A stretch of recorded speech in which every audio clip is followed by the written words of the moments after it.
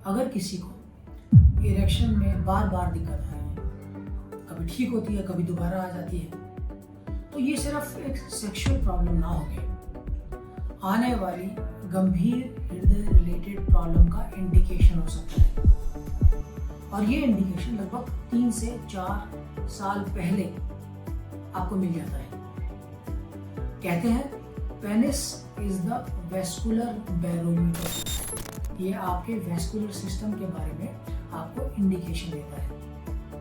बहुत ही important video है, प्लीज आखिरी तक बने रहिएगा। I am going to tell something which is very important for you guys to know about your overall health. नमस्कार, मेरा नाम डॉक्टर सुमित है। मैं डिपार्टमेंट ऑफ यूरोलॉजी का डायरेक्टर हूँ पारस हॉस्पिटल के अंदर गुरुग्राम में।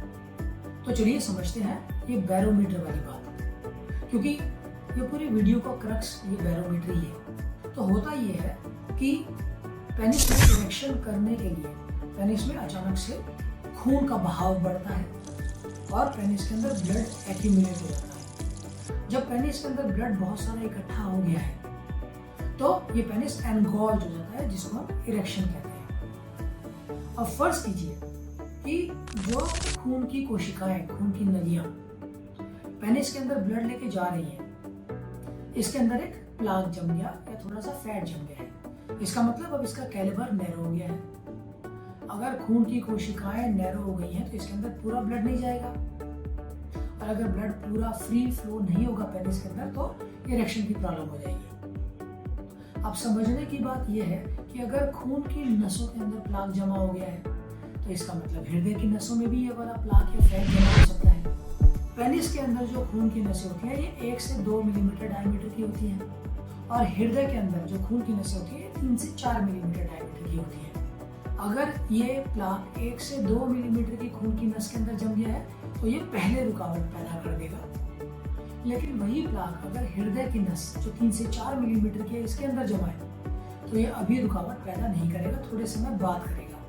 इसीलिए अगर किसी को इरेक्टाइल डिस्फंक्शन परसिस्टेंटली हो रहा है और इस कारण हो रहा है कि पेनिस की खून के नस के अंदर प्लाक जम गया है, तो आने वाले 3 से 5 साल में हृदय की नस भी सिग्निफिकेंटली कमजोर हो सकती है। इसीलिए इरेक्टाइल डिस्फंक्शन हृदय या हार्ट अटैक से लगभग 3 से 5 साल पहले इंसान को हो सकता है। ये वाली चीज मैं नहीं कह रहा, ये वाली चीज ब्रिटिश जर्नल ऑफ यूरोलॉजी 2021 इसके अंदर एक पब्लिकेशन है जिसके अंदर बताया गया है कि अगर किसी इंसान को परसिस्टेंट इरेक्टाइल डिस्फंक्शन है तो इसमें हार्ट प्रॉब्लम का रिस्क 45% ज्यादा है, हार्ट अटैक का रिस्क 50% ज्यादा है, कोरोनरी आर्टरी डिजीज का रिस्क 55% ज्यादा है, और ब्रेन स्ट्रोक का रिस्क लगभग 35% ज्यादा है।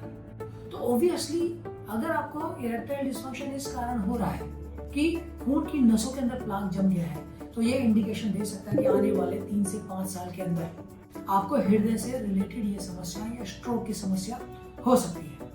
देखिए, ये बात मैं आपको डराने के लिए नहीं कह रहा हूँ, ये पब्लिश स्टडीज है।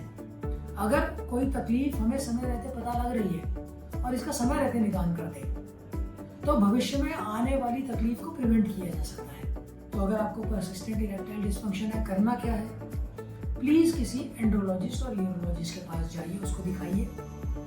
कुछ रिस्क फैक्टर्स होते हैं, जैसे अगर इंसान को इरेक्टाइल डिस्फंक्शन है, साथ में उसका कोलेस्ट्रॉल ज़्यादा है, उसको डायबिटीज़ की समस्या है, उसका ब्लड प्रेशर ज़्यादा है, या फैमिली हिस्ट्री है हार्ट अटैक की, तो ऐसे में हृदय की तकलीफ होने का रिस्क ज़्यादा है। तो अपना blood pressure, blood sugar, HbA1c level, आपकी लिपिड प्रोफाइल, ये वाले बेसिक टेस्ट ज़रूर करवा लीजिए।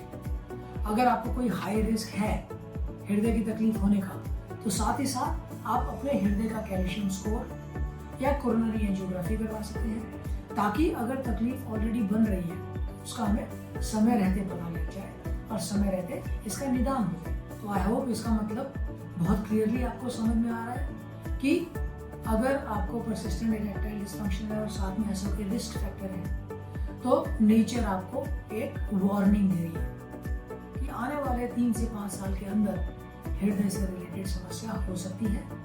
आज ही एक्ट कीजिए, आज ही जांच कीजिए और अगर हृदय से रिलेटेड समस्या भी है तो इरेक्टाइल डिसफंक्शन के ट्रीटमेंट के साथ साथ हृदय की तकलीफ का भी इलाज बहुत जरूरी है। तो अगर आपका भी कोई परिवार का सदस्य को करीबी आदमी इरेक्टाइल डिसफंक्शन से जूझ रहा है, ये वाला वीडियो उनको फॉरवर्ड कीजिए।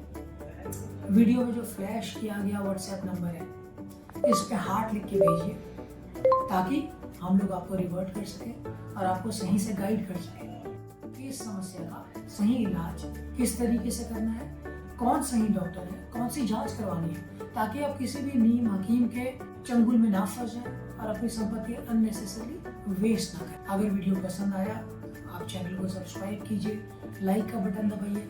ये वीडियो अगर आपके कोई सगे संबंधी दोस्त ऐसी समस्या से जूझ रहे हैं तो उनको फॉरवर्ड कीजिए, ये किसी की जान बचा सकता है। धन्यवाद।